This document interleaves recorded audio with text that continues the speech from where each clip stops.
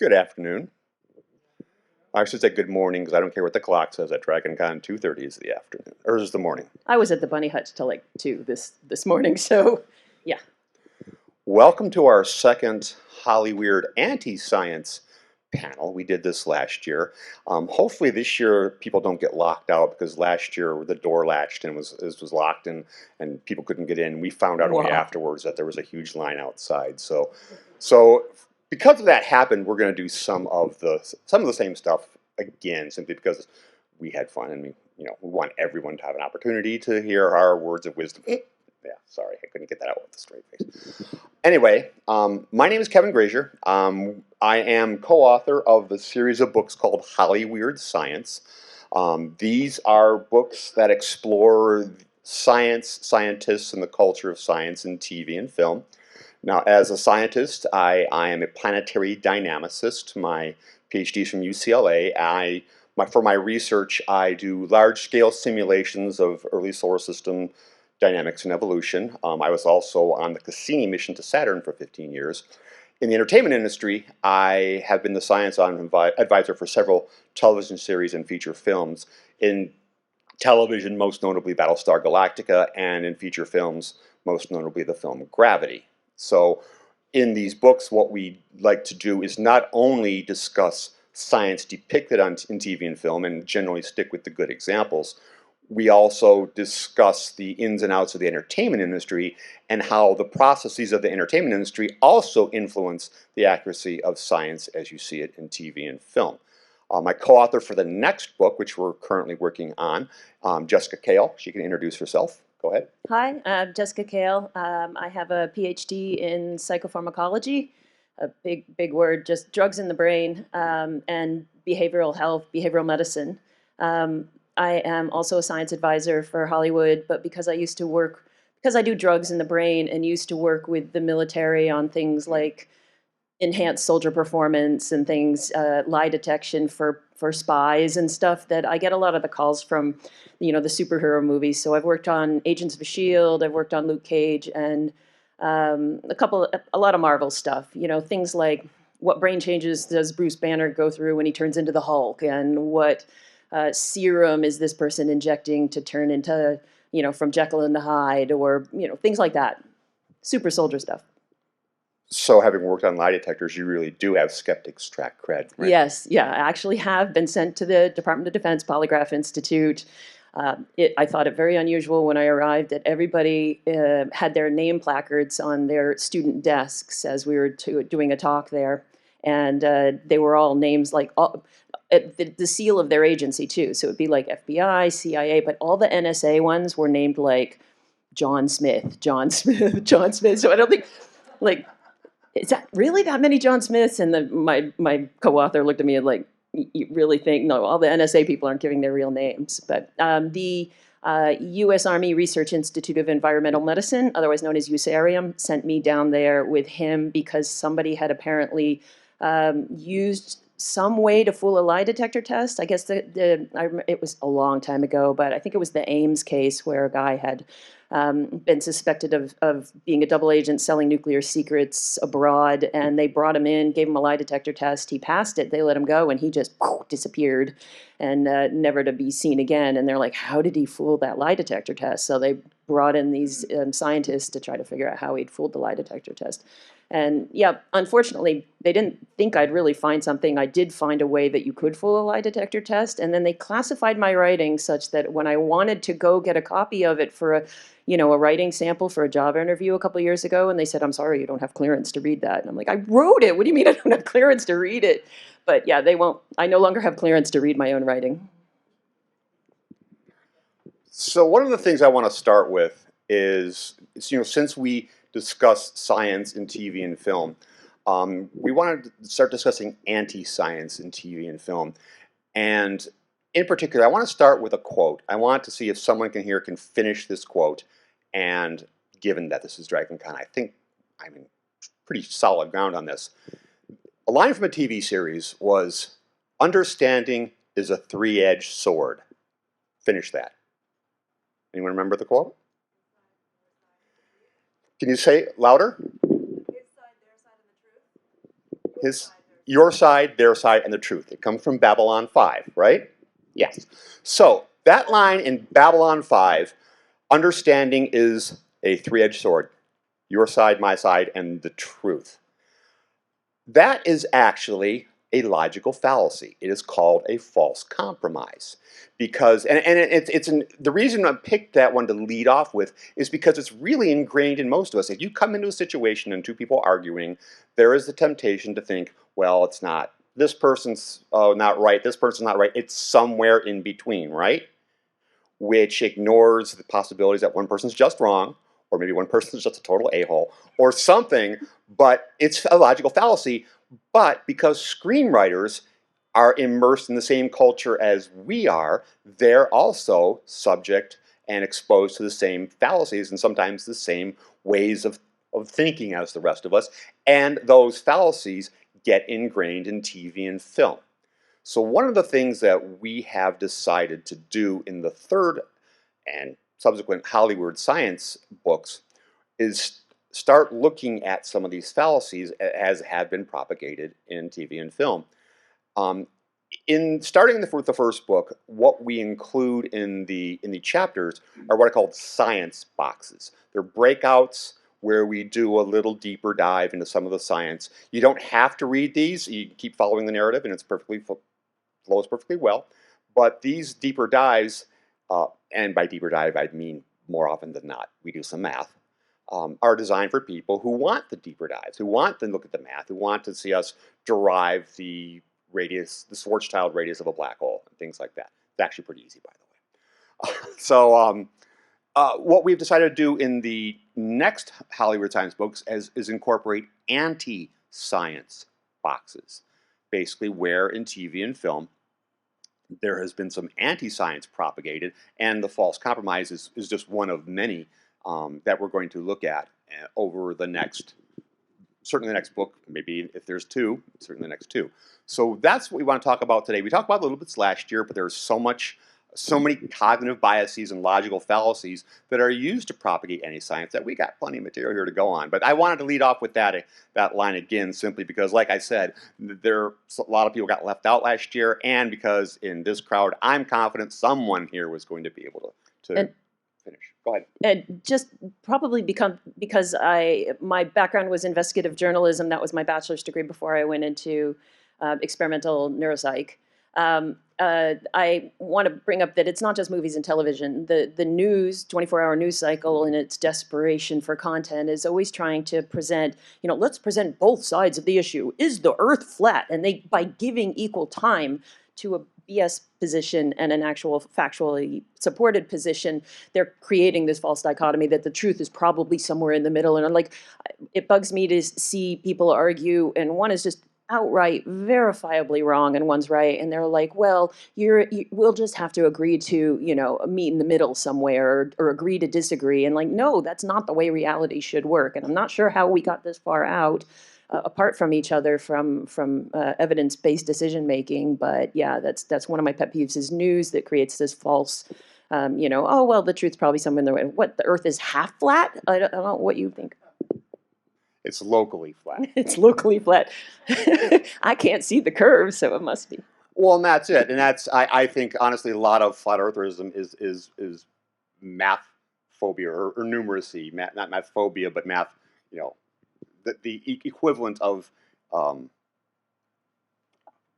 blanking on, not illiteracy. Yeah, it's a numeracy. I think there's that large component of numeracy involving flat eartherism. But another example I wanted to use as far as bad science getting propagated, this isn't so much a fallacy, but it's kind of the one we have used as a poster child for ideas that get propagated over time, is what we call the 10% myth. Well, it's actually properly called the 10% myth.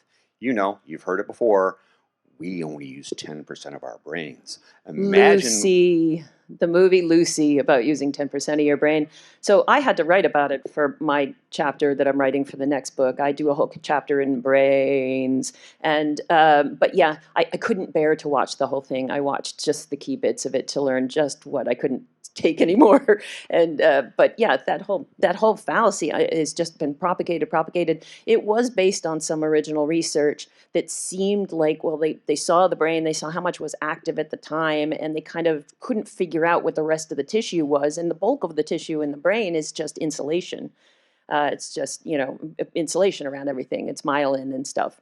And these support structures, these astrocytes and stuff, and glial cells. And so they couldn't figure out what that all was. And they thought, like, oh, you use 10% of your brain, and the rest of it, what, is just a giant meatball up there for no reason? Like, the real estate in your skull is pretty tight. And so, to the extent that if you lose a portion of your brain to a tumor or an accident or a blood clot or something like that, other parts will start to move into that. So, the idea that we've just got this little teeny active section and the rest of it is just a big meatball is ridiculous, but it's still there. And that's the point. It's still getting used. I mean, we've known for how long that you use more Decades. than 10%, decades, and it's still now it's starting to go by the wayside a little more now. I think Lucy and Limitless are probably the last hurrahs. Knock on. Although I really liked Limitless. The movie was great. I haven't seen the series. We talk in some of the books about how, like, you're willing to suspend your scientific skepticism for most other fields, but when it's your own field on television or movies, you're like, well, that's wrong. And you get frustrated about that. You're like, you won't give it a pass. But you know what? My bar, even for my own sciences, is plausible-ish. And so if Limitless was plausible-ish enough for me, I was just like, whoa, this is fun. I want that. One of the reasons why I wanted to do the anti-science boxes goes back to a class I was forced to take at JPL. So we were on the Cassini mission, and we were all like super busy, hadn't seen a 40-hour work week in ages. And myself and my buddy Doug got saddled with taking this course in what's called root cause analysis. And basically, root cause analysis, somebody laughs, somebody's taken this, somebody understands what I'm saying. So basically, the idea is that we lose a spacecraft, it's approaching Mars, it blows up. Why did it blow up? And then you start working your way back. And that's one example we did in this class, is you work your way back until you find what really happened. And the example we used in this course, there was 2 different test cells, and the rheostats in the test chamber, one was at 10 ohm increments and one was 100 ohm, and that was enough to skew test results, and it ended up leading to a spacecraft exploding. Now, the implication there is you have to learn when to stop. You find the problem, and you don't go all the way back to, well, that idiot's parents had sex, and so therefore he was born. So there's a logical stopping point. But the point is that idea can be taken and turned around so that what can I do in the here and the now that will propagate forward and be something that's useful and good. And I thought that, well, a basic understanding and helping others, helping our readers have a basic understanding of the techniques and the tactics used to propagate anti-science, that's useful thing to discuss. And since we tend to focus in these books on the good examples, we made a decision early on. We're not going to just saying this is wrong, this is wrong, this is wrong, this is wrong, because I think that people who tend to do that are just saying, look how smart I am. But we said we're going to go topic by topic and pick the good examples so someone can use it as a textbook. And under the same idea, we're going to the fundamental underpinnings that people use to propagate any science, looking at those so people who talk to others can say, here's an example in TV and film of this logical fallacy, this cognitive bias. I've been kind of prattling on. Anything you want to add there? Nope, keep going. Okay, keep going. So that's kind of the basis of it. And what's interesting is we talked about logical fallacy in the very first. It's a very common one too, and it's especially common with people propagating anti-science, and especially common on the internet. Something called the straw man fallacy. You see it all the time. The straw man fallacy is basically someone makes a statement. You counter it with a change of subject. Sometimes it's mild, but it's a change of subject. You pivot to a change of subject, win there, and then claim victory over the entire argument. And we've all experienced it. And the example was used earlier today. Ian Harris, in the first panel of DragonCon, he mentioned the movie The Sound of Freedom. And he said that it opens with a quote each year 800,000 children disappear. The implication or people take from that is, since it's about sex trafficking, is that 800,000 children are sex trafficked each year, and that's actually more like about 150. So when people quote that, and he says, well, no, it's actually 150, they say, what, are you all for sex trafficking? See, there's that pivot, and then when they win there, it does one of two things. Either they win there and claim the whole argument victory, or what happens on the internet, you've seen sort of the precessing straw man fallacy, where they change a bit, change a bit, change a bit, change a bit, until they can claim victory, and then they just make a sweeping generalization. There, beat you, ha. That's one thing. It's also used as a distraction. It's meant to get you saying, well, no, that's not what I meant, and now you're no longer, you're off the topic. So it's usually used in concert as not only one trying to just win for the sake of winning, it's also used as a distraction to get you arguing about something else. And there was a good example, since this is one that I wanted to talk about, and I want to talk about a lot in our book, and I wanted to talk about in here today, and we just happened to have one come out in a TV and film setting, the first panel of Skeptrack. So that was really handy. Help me out here. I don't have any good examples of that. I don't have any good examples of straw man except arguing with my boomer dad on Facebook, so I can't go there. But yeah, basically the idea is that they take the gist of your argument, which is the point of it, and they reduce it down to something that's very easy to knock over, like a straw man, and then they can knock that over, and then they claim, if the point is that perhaps not all elements of the movie were accurate when they start off with 800,000 children disappear, and your point is it's actually this number. Had you considered that maybe those numbers aren't accurate? Maybe there's something else that's not accurate in the film. They move it to, well, you're for pedophilia, and if you're not, then we're going to change the topic to that, and if you're not, then I've won this whole argument. And they've just sort of moved it, made your argument easy to knock over, and then knocked it over. I mean, you could go there, but you're just disinvited from Thanksgiving dinner. Yes, that's probably the case. Although highly unlikely he's watching a live stream of Dragon Con TV. So there you go. So I saw one literally between the last panel I attended and this one that I'm up here under the really bright lights. I saw something on Facebook. One of my Facebook friends said, well, September 1st, and in Europe, that's the first day of autumn, so I'm going to start celebrating autumn now. And I was so tempted to do the strawman fallacy. What? You don't like astronomy? What the hell's wrong with you? So, but I didn't. But I thought, you know what? You can see someone doing that, can't you? And so that's one of the things we'll be covering. And again, it's used all the time. I can't think of any examples other than what I just gave in TV and film, because I didn't write down the ones that I had copied into my computer, because I didn't have to. I had one that's more current and more relevant, I think, from the Sounds of Freedom. But I can say one thing that's kind of an aside. It's not really, but there's another logical fallacy I used. See, we both did a lot of engaging of anti-science bias during the pandemic. I mean, honestly, with COVID on the rise, you could claim that the pandemic never ended. But both Jessica and I engaged people online, and it got really tiring. One of the reasons I did that is because I had a couple friends of mine. One was a writer I worked with on Battlestar Galactica, and his wife.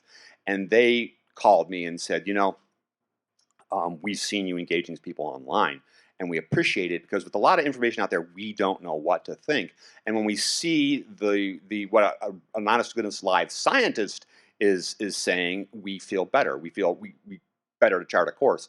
So sometimes it's useful in engaging the people online, I found, because you never know who's watching. You're never going to change their opinion, but there are people who are watching for guidance. And I can tell you, that's the only thing that kept me going during it, is because for every person that I didn't reach with the the vaccines cause brain damage and they're going to turn us all into zombies roaming the world for the global new order, or whatever crap, lizard people drinking chroma blood, whatever. For every one of those that I couldn't reach, there were a whole bunch of people who were very quiet and just listening, and so it would I know, trust come to me by direct messages saying, "Hey, I'm just wondering, should I wait 3 months and get this, or should I wait 6 months and wait for the Omicron booster or whatever?" And I'm like, wow, those people were all listening, and those people talked to their friends and stuff. The hard part for me, I stopped for a while during the pandemic. I just got so tired that I stopped allowing friends or anybody to tag me in a conversation, to do like at Jess Cail, because they would just get into a rip-roaring flame war with somebody and then go, "My friend Jessica's a science, tag, you're it." And I just have to tag into this, and it was just too tiring. Kevin did this once. It wasn't about pandemic, but he got in a big argument with somebody. I was staying way out of it. And he tagged me. He's like, it was something moved over to brain. He's like, "Well, my co-author is a neuroscientist, so I'm going to tag her here at Jess."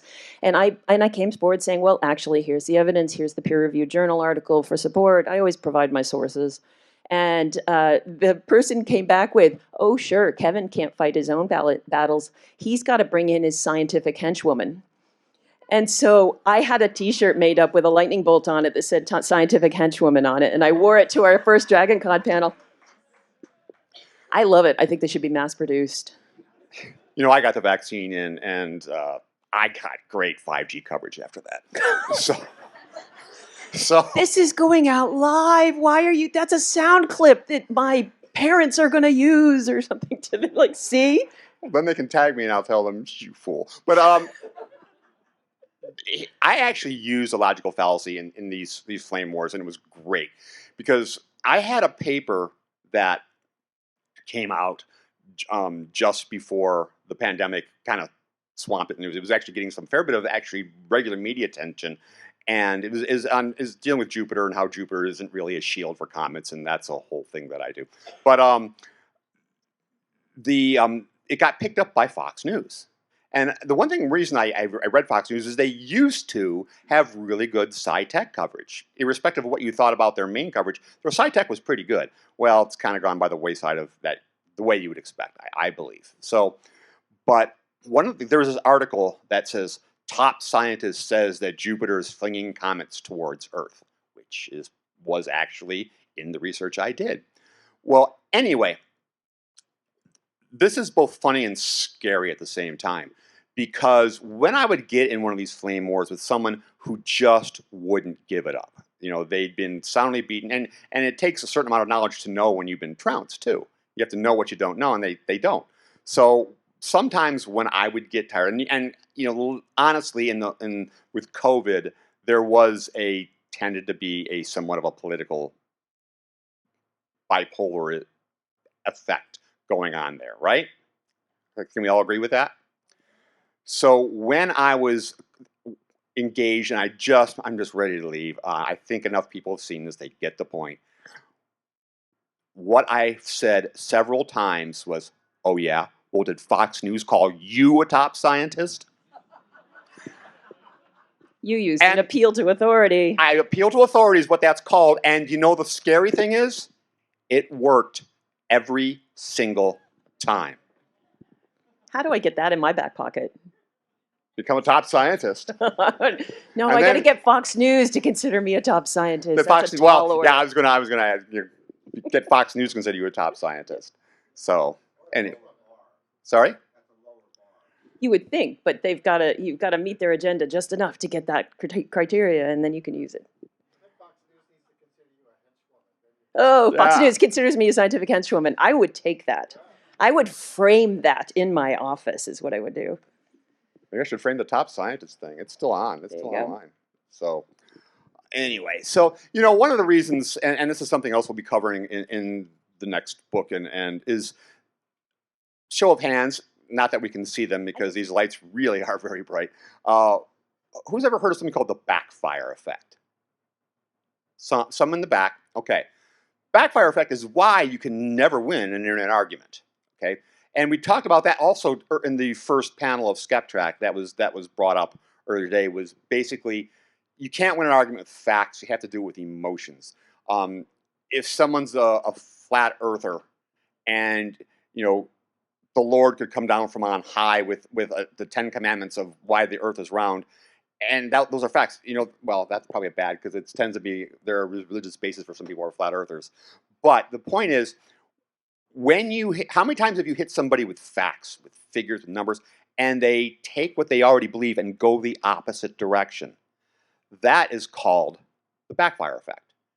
There's a great piece in the Oatmeal, if you're familiar with that. I'm about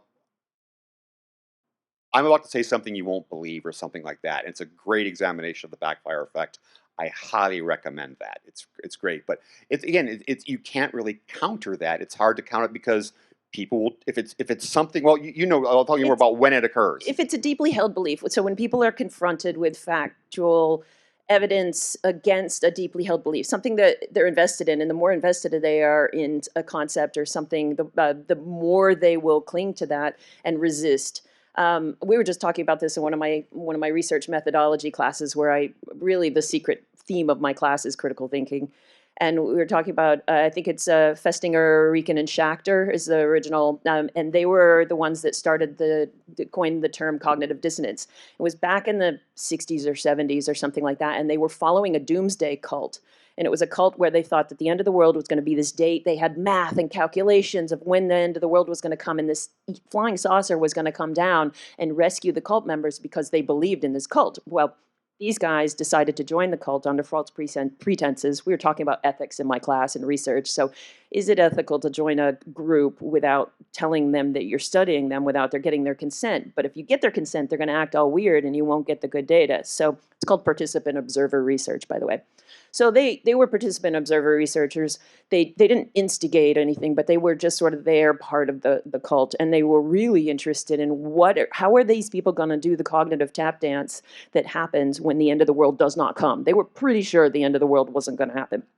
And how will they deal with that cognitively? And so these people were all in. Some of them had sold their worldly possessions. Some of them are like all in that the world is going to end on this date. The day came and went, and out of the 11 people in the cult, only 2 abandoned their faith. The rest of them had to do this cognitive tap dance through the cognitive dissonance. The dissonance between the facts of the reality of the world is still here. But what they did is backfire, double down, and the backfire effect might have come later in terms of a term, but they doubled down. The 9 that were still left in the cult became less critical thinking about they were like, well, the math was wrong. The dates were, they're like, oh, well, math isn't so right. Wait, no one shall know the day of the UFO coming. And a couple of them decided that they had a visit from God, and their faith, their belief that was the date was what kept the date from happening. Okay, right? So, that pesky dissonance is gone, and now I feel all better. And so you're fighting against emotions when you try to disagree with somebody, and facts aren't going to fight emotions. I did, for a little while, read a great piece on how to resist the backfire effect when having an argument with somebody. And they said that if you try to hit people with facts, number one, they have to have the cognitive ability to understand the facts that you're facting at them. And yeah, I have to remind myself quite frequently that half the population has below average IQ. Just think about it. But their deeply held belief, so fact isn't going to counteract that. What they say is that rather than hit them with a fact, the way to argue with somebody is to let them lead themselves to the cognitive dissonance rather than you try to lead them to it. You can tell them, look, the Earth isn't flat. Here's a picture from space, and they'll be just like, fake. But if you say, or let's say it's something about maybe do the oil, is drilling in the Gulf a bad idea because of potential ecological disasters? And they're like, no, the government's against this, and they're just trying to make money and globalism or whatever. But if you're like, this petition was signed by 150 scientists around the world, Nobel Prize laureates, about how that perhaps fossil fuels are bad for the environment and for global warming and stuff like that. And it's like, well, the oil companies say that it isn't. And it's like, well, okay, can you imagine maybe why the oil companies would be in their best interest to not be for a ban on drilling, for example? And to the extent that your example gets them to think of something even more prurient, like they're really good, like the oh, I can see that maybe the greed of doing that would cost them money or whatever, they'll see that point better. And because the call came from inside the house, so to speak, because they led themselves to the idea like, oh, oil companies do have a vested interest in perhaps continuing to drill. Maybe that's why they're saying that global warming isn't real. They'll lead themselves to that. That will get in better than the idea of just like hitting them with fact, fact, fact, fact, fact. So try to ask questions that lead them to the truth. And one way in to get them to be invested in your questions is to say, know something about them. If you're arguing with somebody, do you have grandkids? Can you imagine how, like, what if it is the case that the world is warming and that the sea levels rise? You live in Florida. You guys have a family home on this coast. Wouldn't it be terrible if that city flooded? And what will your grandkids be able to play at the family home in Florida? And like reach to them and get them to think about that. And because they'll feel like they arrived at the kicker and you didn't lead them there, you have a better chance of having it land. The backfire effect, the term was originally coined by researchers at the University of Michigan who were studying WMDs, weapons of mass destruction, in Iraq. And people who just wouldn't believe that there were no WMDs found in Iraq. So when you present them with facts, they would backfire, they double down. But the interesting thing is you can actually get scientists to backfire on this with people who don't understand the whole story when you say, well, no, actually, they did find WMDs in Iraq. I'm not joking. This is not a play on words. Yes, they were. You're waiting for the punchline, aren't you? Yep. Well, there is a punchline. The punchline is that if anyone wants to do this, if you do a Google search, WMD, Iraq, New York Times. So New York Times, certainly not a conservative mouthpiece. And you do that search, you will find, depending on how many times I've done it, the search, depending on what the order of the terms, you'll get either the first or second hit will be about the WMDs we found in Iraq. And here's the kicker, is we found plenty of WMDs that we'd given to them when they were fighting Iran, for us.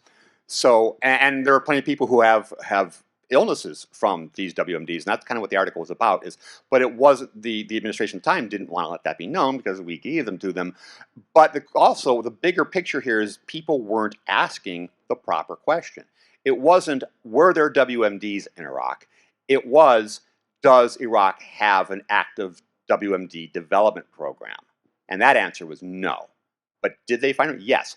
And if you want to show people the backfire effect, and you can get people who will routinely talk about the backfire effect and know well about it and are conversant in anti-science biases, and you can get them to backfire effect. So it's all about understanding your fundamental assumptions.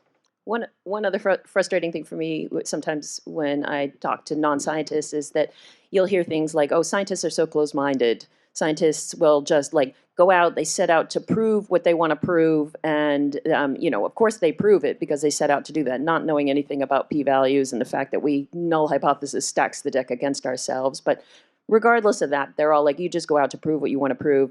But in reality, I mean, we're all human and all prey to cognitive biases. You have to fight those. But I found that scientists have to be better at rolling with negative data that doesn't turn out. For every 5 studies I run, like 2 of them turn out crappy. That doesn't mean I don't publish the negative data. It just means that like I really thought this was going to be the case, and it wasn't the case. It was just nothing. And you have to be able to roll with that and alter your theories. Scientists, I think, are better at rolling with contradictory data than most, but we get the biases that we're just like set in our ways and we won't think anything differently. But we have to revise our opinions when they're disagreed with. Paper that I wrote in 2016, show of hands again, who has watched documentaries and heard that Jupiter defends Earth from comets raining in from the outer solar system?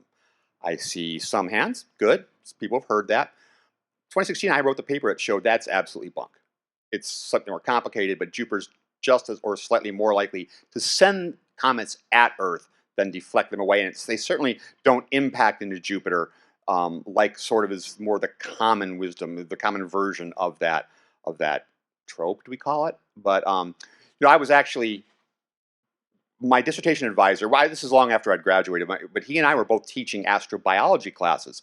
He's at UCLA, that's where he's on the faculty, and I was teaching an evening class at Santa Monica College. And I stopped in on the way over, and Professor Newman said, "So this notion that Jupiter defends Earth from comets, what are your thoughts on that?" I said, "I don't believe it for a second." He said, "I don't either." And both of our opinions were completely disparate, but complementary. Basically, the details are his explained long period comments and mine explained short period comments. But anyway, the point is, so we decided to do that test. We actually redid the paper redid the paper that was cited as the original source of that myth, and I'm confident now calling it a myth. And the person never said that in the first place. He's been misquoted, and he did what he said and what that morphed into was completely different. But people quoted that like robots for about 15 years until someone came along and said, "I don't believe that." So it sometimes it does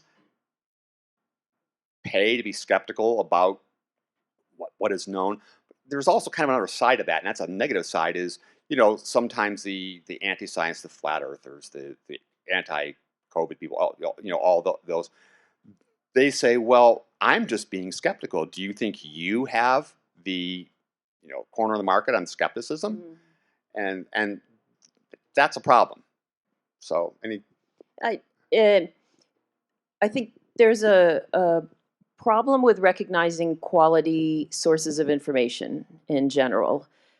So I've had comments where I get discussing. See, it makes it sound like I spend all my life online arguing with people. I honestly don't, but you get in a comment with somebody, an argument with somebody, and they're like, "Well, there are your sources, and then there are my sources. So which source is your sources say this, and my sources say this? Like they're all equivalent to each other, and there are better sources than others, which is why I teach research methods and try to teach students the value of a primary source. Is it peer reviewed? Where are you getting that information from? And try to spread that to elsewhere. So."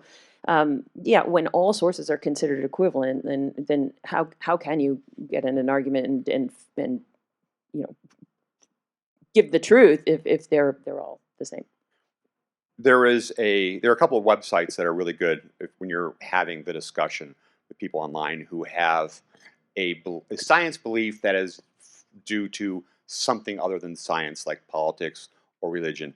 If you get your source from a media site, we've all, I think, gotten into that battle where you just start slapping up links at each other, and that's rarely fruitful. But there is a couple sources. One is a site called Media Bias Fact Checked, and you can go find almost any media outlet. Go And straight to the original website, though. Don't go to because there's an image, and some people are editing the image to drag sources they don't like down to the discredited area. So like NPR is a liberal think tank and it's way over here, or like, so go to the original Media Bias Fact Check website, and that's got the update one. And there's another one called the Advanced Media Chart, which shows accuracy versus political bias. And that's updated constantly, and that's really good. But I actually got in a situation with somebody who, this was a Facebook friend, who said that, "Well, I'm going to start looking at all the things I say you should look at cognitive biases and all the things people do to sell false information." And I said, "Okay, that's laudable." He had been on the anti-vax, COVID's not a thing, uh, ivermectin, yay, kind of side of things. And I said, "Well, that's good. Well, here, why don't you look at this advanced media chart that shows bias versus political leaning?" And it's a V, as you might imagine. The extreme polarization on either side is generally less accurate. And so this person was like, "Well, why would I use a media source that checks other media sources?" So essentially, what he's saying there is, what I'm really in this for is just to hone my argument for my preconceived beliefs, and anything that's going to controvert them, then I'm not interested in. So it sounded good to start with, but then when he's going to undercut the the the fact checkers, and it's like, well, no, I had so much hope for you. And that's what people don't get, I think, is people who are often strong on their political beliefs that drive their belief in science and their belief in well, science, we'll go with that. Um, and I really totally just blank on the next. No, they're not wanting to be wrong, but they also can't understand that some people are differently motivated. That there are some people whose first goal is to actually get at the truth. What are the biases? I don't care if I agree with them or not. I'm setting that aside, and this is what we're going to do the work. We're going to do the work on. And so it's interesting to see what the convolutions, how they'll tie themselves and not to be wrong. There's a great TED Talk. I think her name is Catherine Schultz. She's like the crazy wrongness lady. She does research on what it's like to be wrong. And in her talk, she talks about, think about a time you were wrong. What did it feel like to be wrong? And she asks the audience, and they're like, embarrassing and all this stuff. She's like, that's great, but you're answering a different question. The question I asked is, what does it feel like to be wrong? What you just answered is, what does it feel like to realize you're wrong? What does it feel like to be wrong? It feels like nothing. It feels like being right, because we don't have an internal sense that detects when we're right or when we're wrong. It feels exactly like being right, and we tend to walk around in this sort of bubble of rightness.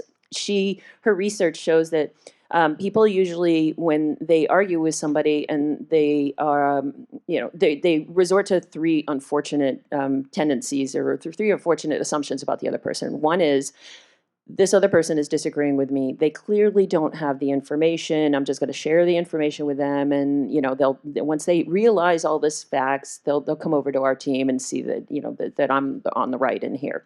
And then when they share that information, the person's still on the other side. Then they resort to, this person is an idiot. This person has all the information that I have, but they still disagree with me. They're just too dumb to assemble the facts into the truth. And then if it becomes clear that the other person is smart and the other person has all the information, then the third assumption is that the person has malevolent purposes. Like they know all the facts, and they are smart enough to assemble them together. They are twisting the truth to their own malevolent purposes. And so that's really unfortunate that we're all walking around with these assumptions about each other, and you can see how polarized the country and the world, it's not just here, the world is getting.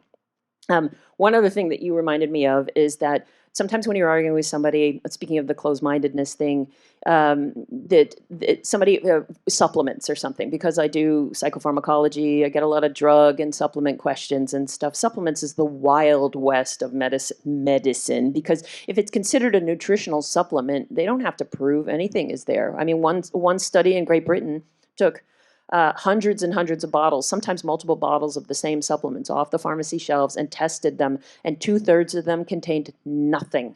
Chopped grass was most of them. If they did contain something, there was up to a 10 times difference concentration in the dose of that something from one bottle to the next bottle of that. So no dose controls, no controls of anything. All right, so when I get in a discussion about supplement stuff, which a lot of my friends ask me about, and then other people jump in, I mean, I'm in Los Angeles, right? The home of yoga, hippie, trippy, whatever, which is fine. They're my friends too. But they'll say things like, oh, this new supplement you rub on your, the one I just saw was some oil that you rub on your belly, and it's supposed to cure endometriosis so people can have children. And it was clearly a bunch of planted people on this Facebook ad that was like, I rubbed it on my belly for 3 months and had a baby and stuff. And then all these poor people who are struggling with infertility seeing this and getting scammed. And of course, I jump in there with like, look, this oil that it is embedded in is not transdermally absorbable. You cannot absorb this through the skin. It's doing nothing. It's very expensive stuff that's just going to roll right off you. Has to be transdermally absorbable. And then I get people, and I'm like, I'm a scientist, so I have a PhD. I try to lend some credibility to it, and they're like, you're just closed-minded.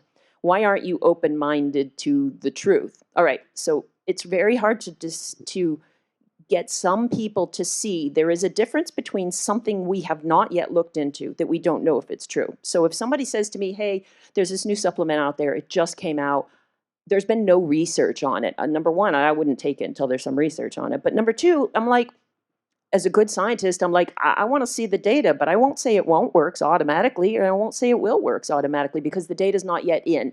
That is different from the data is in, and we know it does not work. But some people can't see the difference between those two cases. One is we've looked into it and it does not work, and one of is we looked into it and we have not yet looked into it. And they tend to conflate those two things and just assume that we're against everything automatically. We're not. I'm just against the things that have already been proven to not work. During the COVID, the upswing in COVID, there was a study. What would you think of a study if you're testing a drug, and anybody who goes to the hospital or dies is removed from the study, and you claim 100% success rate? That is the French study that kicked off the hydroxychloroquine craze. There was a study on fish oil supplements for kids in Great Britain, and it was supposed to help with brain development. So they took like 1,000 school-age kids, gave them all fish oil pills, and then the results section compared what their academic performance probably would have been had they not taken the pills, and found that the fish oil pills were great. So let's get the government to buy mass supplies of these. It's like, does anybody detect a flaw in this methodology? With the hydroxychloroquine and the studies and stuff, it's during the COVID thing, I would only speak on things that to which I could speak. Now, I can't talk about virology but what I could speak Sure, to. you tag in your scientific henchwoman when you tap out. Well, there's that. But at the same time, since I'm a physicist, I can talk about experimental design. And I can say when people are going on about how great hydroxychloroquine or later ivermectin is, you can say, well, we don't have the right kind of studies. And what's interesting was in that I was saying, no, we don't have the right kind of study. We need a lot of people. We need to be double blind. These are the things we need. And there's something called observer expectation effect. You've heard of the horse Clever Hans, who could count as long as his handler was there. And as long as his handler knew the answer. As long as his handler knew the answer, right? Well, that happens. That's why you have double-blind tests. In the French case, where the MD, who probably isn't a researcher, was doing that, that's going to skew the results. When you just have a one-to-one, a researcher and patient, that will skew your results. So I was confident saying we don't know. This is the kind of test we need, and eventually, when we got those, the large test, the double blind, it turned out there was nothing to it. But I was confident saying we don't know this works yet, to the people who were saying, oh yeah, it absolutely does. And same with ivermectin. So and what's interesting, by the way, speaking of bringing this back to Hollywood, in addition to the Clever Hans story where the horse could count when the owner knew the answer, in the TV show Mr. Ed started doing things that, because the people would either subconsciously relax a little bit, or like when he was supposed to talk, he would do that. Initially, they had techniques to make him look like he was talking, but over a while, he would just do that on his own because he knew what he was supposed to do and he knew when to stop based on the human's reaction around him. So that actually has feedback into methods. There's one thing I want to talk about. If you want to wrap this up, or one last thing about, since we're talking about research, it's frustrating when you try to argue with somebody, you try to convince them to go over to the science, but then once they finally do the due diligence to go, like, look up peer-reviewed science, look in the journal articles, don't go to a website, don't go to a secondhand source. It's frustrating that they finally do that, but then they have to learn the difference between an in vitro study and an in vivo study. So yeah, sure, this new supplement, you can take a bunch of cancer cells and put them in a Petri dish on a table and squirt lemon juice on them and it will kill them. But that doesn't mean you can drink lemon juice and it will go to the cancer and kill it in the body. What happens in a real in vivo, real life study in the body is totally different from what happens in a group of cells on the desk. And that it's, you finally get someone to go look at the science, but they can't tell the difference between those two things. There's a great XKCD cartoon that says, next time you see somebody saying that some supplement kills cancer, remember, so does a handgun, and they're shooting a Petri dish with a shotgun or with a pistol. I want to get one thing in. We're getting kind of shy on time, and I want to have time for questions. One thing I want to talk about also regarding the Hollyweird science books. Another thing we're doing, back to the whole root cause analysis thing, is a lot of times when people believe anti-science is when you tell them the facts, or this is what science believes, you'll get the response, well, how did they get that measurement? How did they do that study? So one of the things I've started to emphasize in the current book is epistemology, the how do we know what we know. And one of the things I did was I took two examples. Compositional analysis. What is that stuff made of? Is very common in TV and film. In there's I've split that into two different categories: when you have a sample and remotely. And we do two examples of that. For example, when you have a sample, I use the example of a mass spectrometer, where you put a sample in and you'll essentially get a amount of carbon, amount of oxygen, amount of whatever in it. A good example in TV film is Gaius Baltar's Cylon detector. We never said it in the show, but it was a mass spec, and he got spikes for silicon in the Cylon samples. Anyway, so there's an example of how we know the composition of something. Remotely, we talk about spectroscopy. So how you determine that there's this element technetium that doesn't even appear on Earth, but it's in stars. How do we know? Well, here's how we know.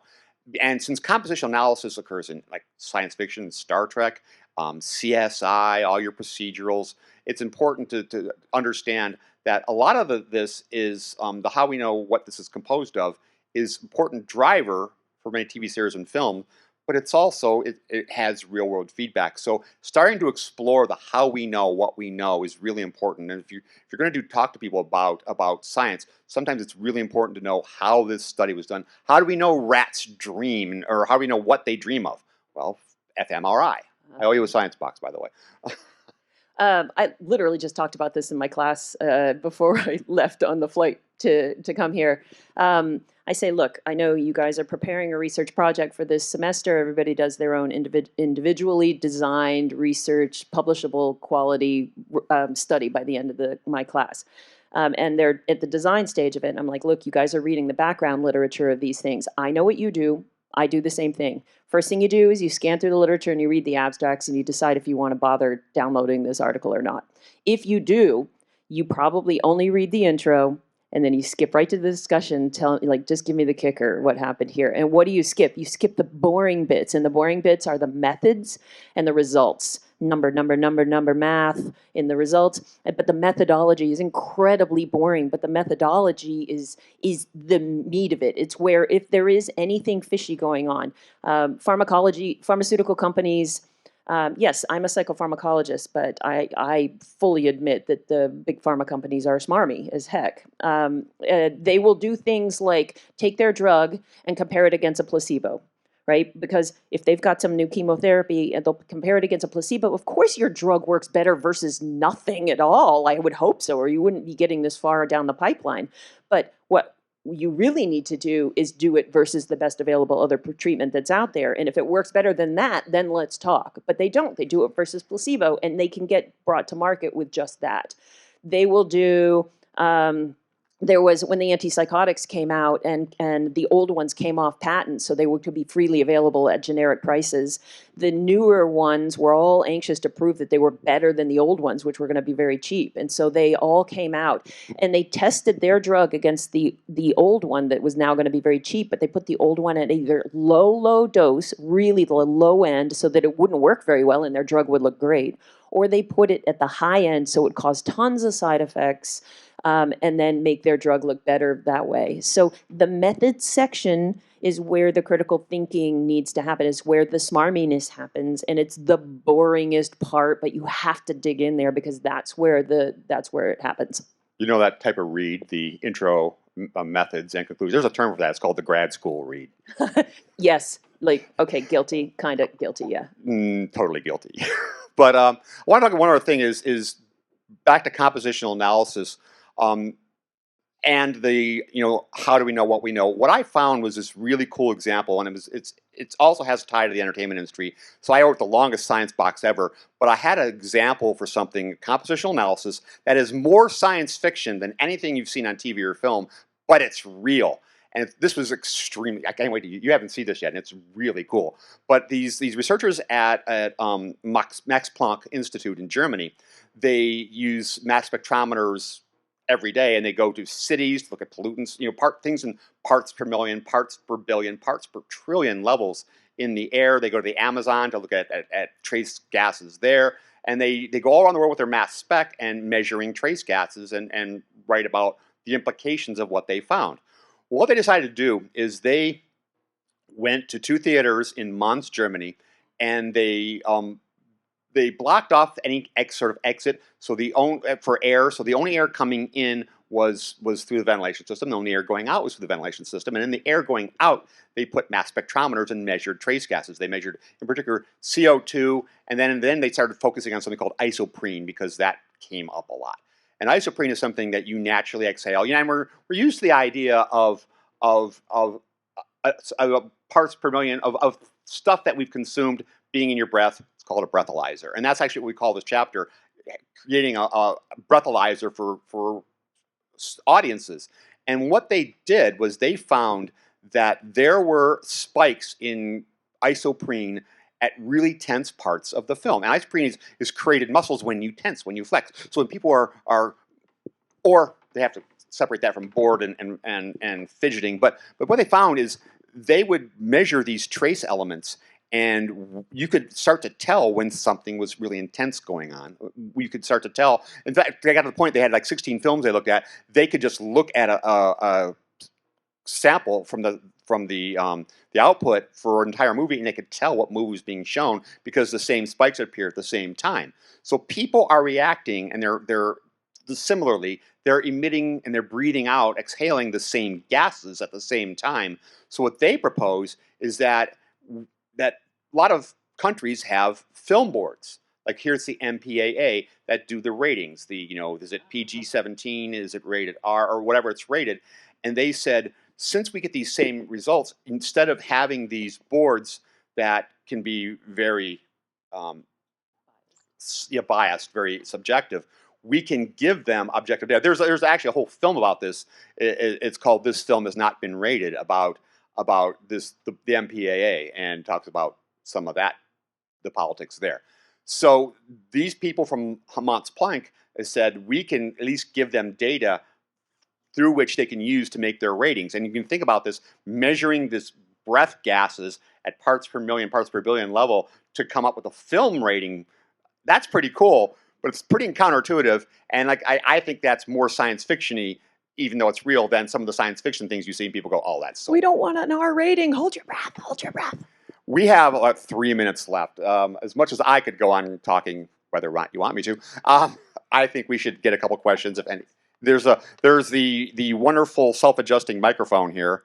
Does anyone want to go up to it and ask? Anybody have any questions? They said earlier, don't touch the microphone. It will adjust for you. Oh, awesome.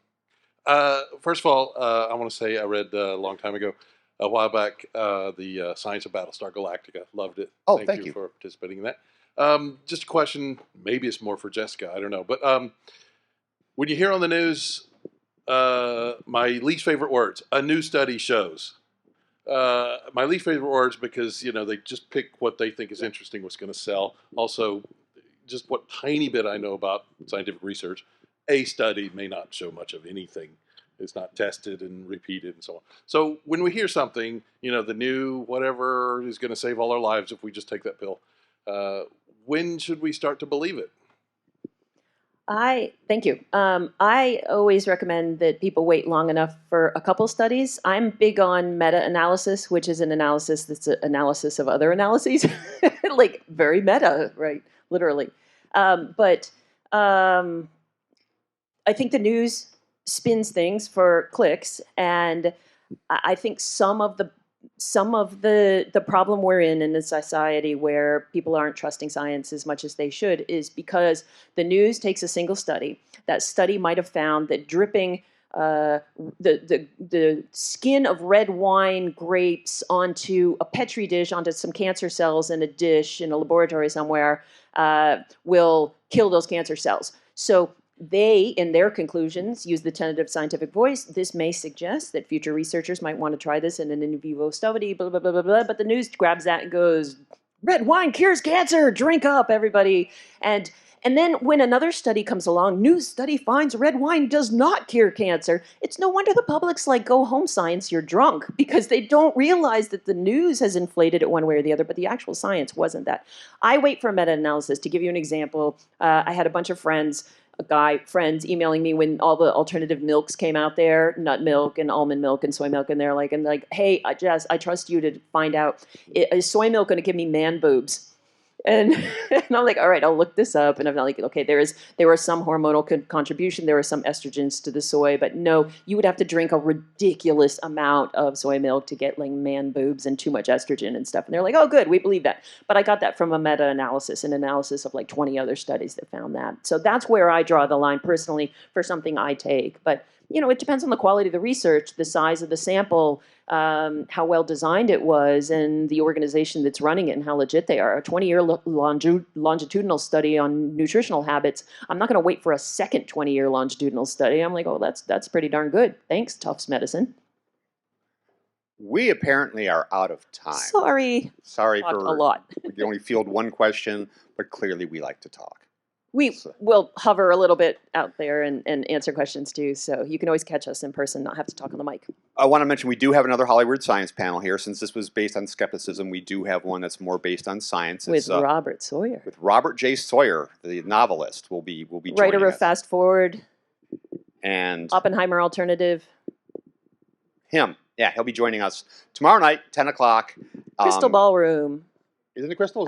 I think we're in the Crystal Ballroom. Double check. Check, but we have another Hollyweird Science panel. Rob Sawyer's joining us. That will be fun, and hopefully we'll see you tomorrow night. Thanks. Thank you.